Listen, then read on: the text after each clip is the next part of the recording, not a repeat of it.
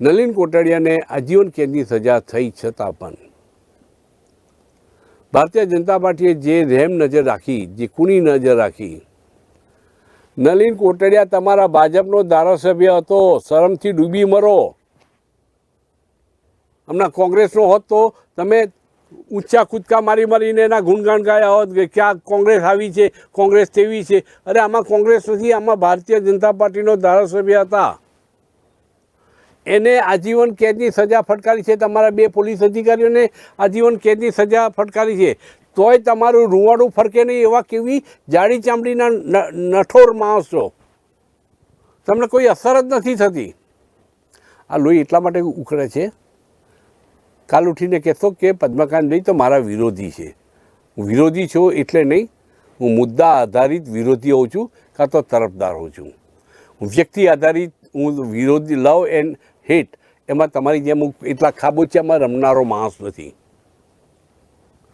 મુદ્દા આધારિત તમે જે રીતે પ્રજાને મૂર્ખ બનાવો છો, જે રીતે હાઈકોર્ટને મૂર્ખ બનાવો છો, જે રીતે દુનિયાને મૂર્ખ બનાવવા નીકળી ગયા છો અને માનો છો કે તમારાથી કોઈ વધારે હોશિયાર નથી, મિસ્ટર હર્ષ સંઘવી, ત્યારે મારે બોલવું પડે છે. તમે મારા સારા મિત્ર હોવા છતાં પણ મારે તમારા ચીરહરણ કરવું પડે છે, કેમ કે તમે બોગસ વાતો કરીને તમે પ્રજાને મૂર્ખ બનાવવાનો ધંધો કરો છો.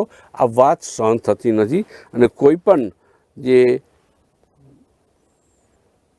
સંવેદનશીલ વ્યક્તિ છે એ સહન નહીં કરે.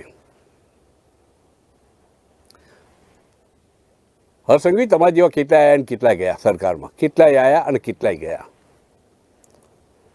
પ્રદીપસિંહ જાડેજાના વખતે ગૃહ ખાતું જોઈ લો કેવું ધમધમતું હતું.